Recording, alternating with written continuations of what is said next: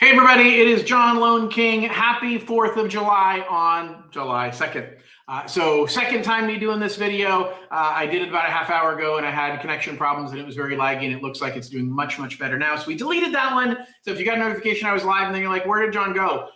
We threw it away. We started over. So you get version 2 of what's going on. So I'm going to make this a relatively short update. I'm going to catch you up on kind of a mid-year update, what's been happening this year and where I see things going next year.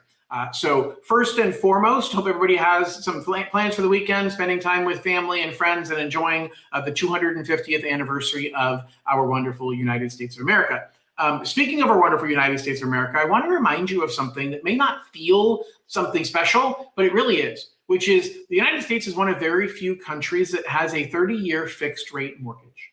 Because the banks are really taking the risk on, and you're saying, well, no, they're not, because they're guaranteed to get that money. Yeah, but they don't know what's going to happen with inflation and interest rates down the road. And in almost every other country, the banking world gets to adjust your interest rate regularly. Sometimes it's every year, sometimes it's every 5 years, but you don't get to keep the same interest rate and payment forever in most other countries. Canada, the United Kingdom, these countries, they don't get the benefit of having a fixed rate for 30 years, which is one of the challenges we're dealing with right now. The market is stalled, and it's stalled in part because interest rates have climbed compared to where they were back in 2020 and 2021. And it kind of reset the baseline for a lot of people saying, well, I don't want to sell my house if I have to trade out a 3% interest rate for a 6% rate. And it also stalled out buyers saying, well, I don't want to buy a house if rates are high. I want to wait until they come down lower. And so buyers haven't been buying, and we've been waiting for interest rates to come down. And it just hasn't happened. Everything that we think, okay, this is the moment we're going to see interest rates drop, and including this year. February looked really good. January and February rates were coming down. Federal Reserve said, hey, inflation is under control. Jobs are strong. That's a market that says we should be lowering interest. Anyway, it's a market where we should be lowering interest rates, okay? Unemployment, actually I said jobs weren't strong. Unemployment was a little bit of a challenge and a concern, which is really a market where they should be lowering interest rates. And then we ended up with, in February, that we invaded, or not invaded, we had a conflict with Iran.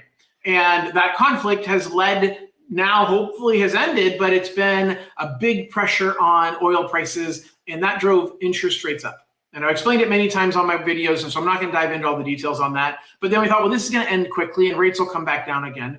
And it didn't. And now finally it's over. And the problem is the Federal Reserve is now the problem, because the economy is even stronger, which takes away the need for them to lower rates to spur on the economy.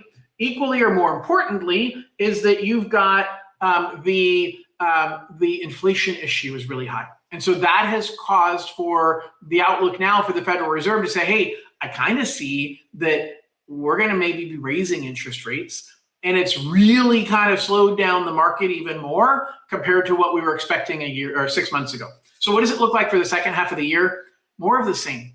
Okay. But here's what I want to point out. I want to point out that more bad news. Housing prices have started to drop a little bit because this environment should have lowered housing prices and it didn't. And now we're starting to see things crack. I had a conversation this morning with a listing agent who was selling a home, and their seller is coming up with $15,000 out of pocket in order to sell the property and not have it be a short sale. And that's bad news for somebody who bought 2 years ago that says, hey, I want to sell now. Well, if you didn't put a big down payment, you borrowed close to the full purchase price, and now the price is weakened a little bit, you're in trouble. Now, as long as you're planning on sticking around, you're not in trouble forever, because that house price will rebound over time. The question is, what's it going to take? Well, it's going to take interest rates coming down some, but not a lot. More importantly, it's going to take sellers kind of getting into the point where, hey, I'm willing to make a move, because right now a lot of our inventory is still tied up. There isn't a lot of opportunity out there for buyers to buy. I've got a lot of buyers who want to buy right now, and they're willing to spend the interest rate that it takes for today. They're okay with that, but there's no homes to buy, because those starter homes that somebody bought back in 2020 and 2021, they're holding on to it because they have a 3% interest rate on there and they don't want to raise their rates. Okay. And I want to educate sellers right now on a different way of looking at that. First and foremost, yes, your payment is going to go up. Yes, because your interest rate is higher. But the truth is you're buying a bigger home and upgrading, your payment's going up anyway, even if rates were the same. But there's a couple of pieces to this that help you in the long run, and those are the tax implications of trading out your home for another home. And it has to do, first of all, with the fact that, hey, when you're paying more in interest, that sucks. But when you're paying more in interest, you have a bigger tax write-off. So if you have good income, if you've gotten some pay increases, paying more in interest actually saves you some money. It doesn't save you as much money as what it costs you more in interest. Don't get a higher interest rate just to save money. But you don't have a choice to take the higher interest rate if you want to make that move. And it's about lifestyle. It's about why do you want to make the move, and don't stick around in that home simply because you feel like you can't give up that low rate. If you can afford the payment, then on the new payment, then it's not a bad idea because you get a tax write-off. You also get to reset your capital gains basis. There's another lock-in effect that has nothing to do with interest rates. Everybody says, oh my gosh, there aren't enough homes on the market because interest rates for all these people are super low and they don't want to get rid of that rate.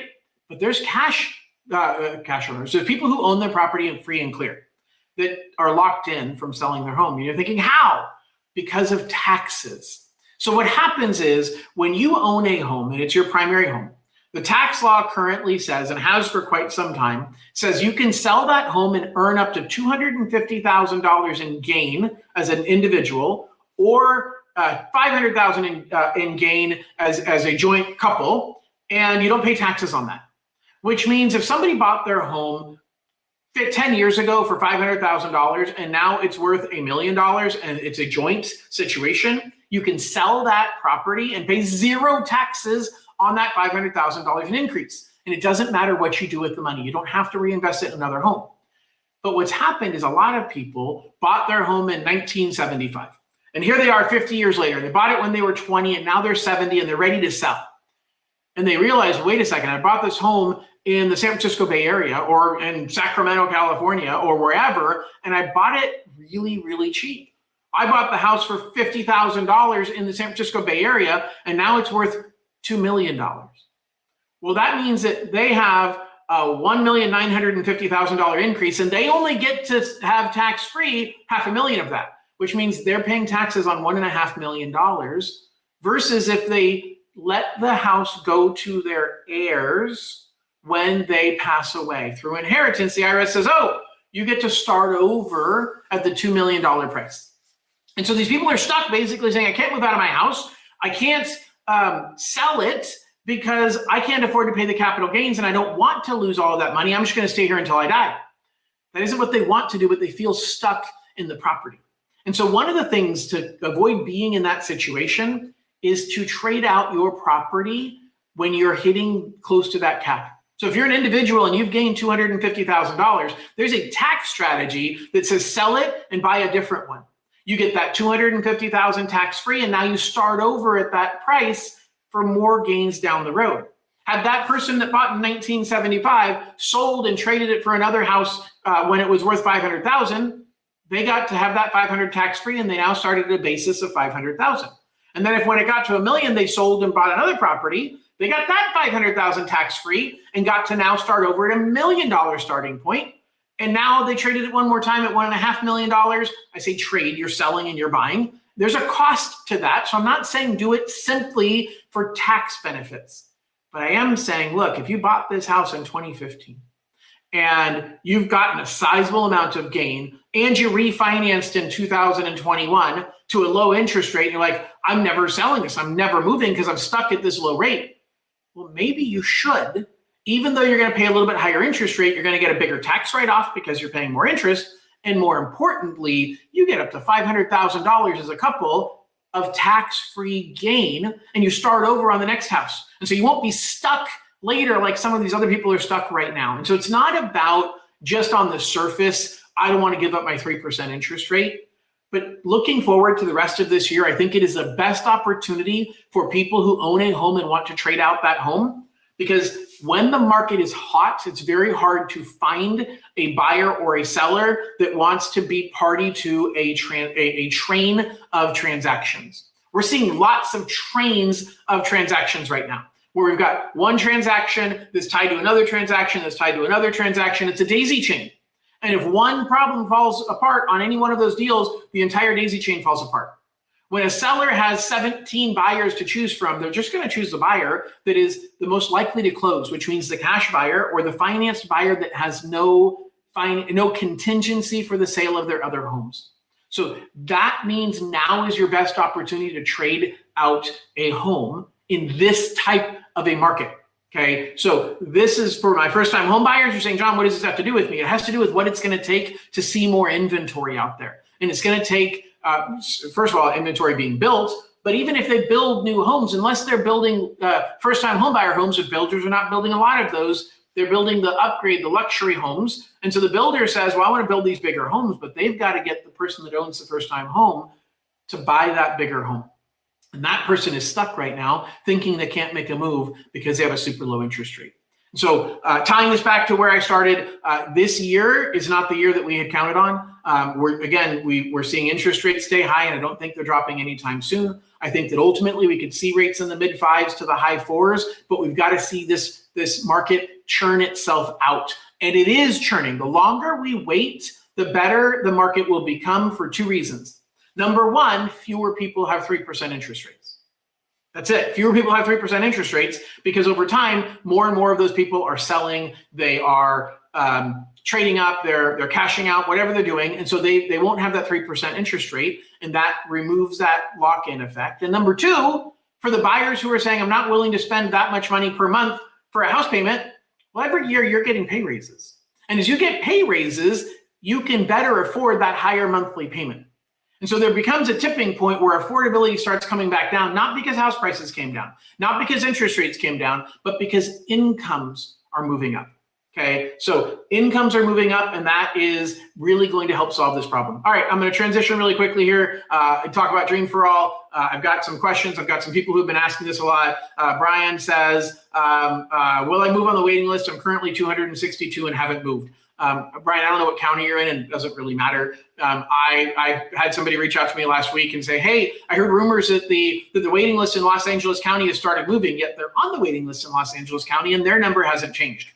I am in contact with the number one person, the number one spot, the guy who's number one in Los Angeles County, and I'm confirming with him, and he's like, no, I haven't gotten a voucher yet. I honestly was afraid of this and tried to explain that a month ago when the voucher, month and a half ago, when the vouchers were released. And here's why. Because the state issued more vouchers than they have money. And the difference is in 2024, they issued one voucher for every dollar of funds that they had, which means if one person canceled or they bought a house and didn't use their full $150,000, they could piece together the scraps. It's like making Christmas cookies where you're stamping out the dough and you got some scraps left over that you can pull back together and put into a new cookie. Well, the state was doing that in 2024 because they literally said, hey, how many $150,000 second mortgages can we do? Then that's the number of vouchers we're giving. And then they learned over that year and a half that money was being doled out that, wait a second, nobody uses the full $150,000 on average. And not everybody who we give a voucher to is actually going to buy a home. So therefore, why don't we give more vouchers than we have money? And they did. So more people got vouchers. But it means that there's no scraps left to pull together.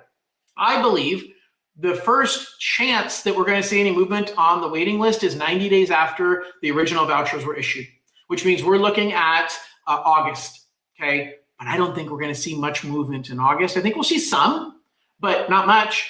I think the biggest chance we have of a move is going to be in November when those people who got vouchers in May lose their voucher. It expires. They cannot use it any longer. And then the state's going to look at it and say, well, we've still got some money left over and nobody has vouchers, and they'll decide how many more vouchers they're going to issue per region. So between now and November, there's a small chance we're going to see movements, but small. The first opportunity I really see is going to be late August, but it's really going to come down to that 6-month mark because the state gives you 90 days to use your voucher and then the opportunity to get an extension for an extra 90 days. And they already oversubscribed the number of vouchers they gave, which means they can't just give another voucher. I hope that makes sense. I know it's not the news that the people on the waiting list wanted. It's what I tried to convey when the vouchers were first released, and I was talking to my waitlisters and making it clear, guys, I think it's the toughest spot to be in. I think that being, Brian, for you, 262 in Stanislaus County, that's a really tough spot. Okay, because you're part of the Central Valley, and the Central Valley is, I think, 8% of the state's population, which means 8% of the vouchers went there. I think Los Angeles County, which is literally the largest county, largest region in the state, 20-something% of state's population is in Los Angeles County. There's a lot more vouchers going to Los Angeles County, and I still worry about spot 262 in LA County. I'm super worried about the only chance, honestly, Brian, that you have of getting a voucher, and I don't mean to say this as a Debbie Downer, but your only chance is if the state allocates new Dream for All money next year on July 1st when the new budget comes out. The budget just came out. For this year, there's no new money for Dream for All. If the state budget allocates new money next year and CalHFA has not shut down the wait list, then I expect August of next year, just like what they did August of 2025, everybody on the waiting list is getting a voucher, okay? But if that doesn't happen, if they shut down the wait list beforehand, they could say in November, hey guys, we used up pretty much all the money. There's a little bit left over, but not enough for us to continue the program. We're pausing it until we end up with more money. They might shut it down completely in November. If their projections of oversubscribing it play out accurately, there's no money left in November. So they could shut down the wait list in November. I don't know when they're going to shut it down, but I don't expect that where you're at, Brian, at 262 in Stanislaus County, I don't think there's any chance you're getting a voucher out of the money that's there now. I think your best shot is if there's new money added like they did in 2025 and they give it to the people who are still on the waiting list. So I wish I could give you better news on that, but realistically, that is what I'm seeing. Guys, I've got to run. It's been very, very nice talking with you this afternoon. Hope everybody has an absolutely wonderful holiday weekend, and we'll talk to you next week. Just remember, I'm interviewing for the job of being your lender. If you need anything, please reach out. Scan this QR code up above. Reach out to me. My team and I are ready to take great care of you. Have a great weekend, everybody, and talk to you soon. Bye-bye.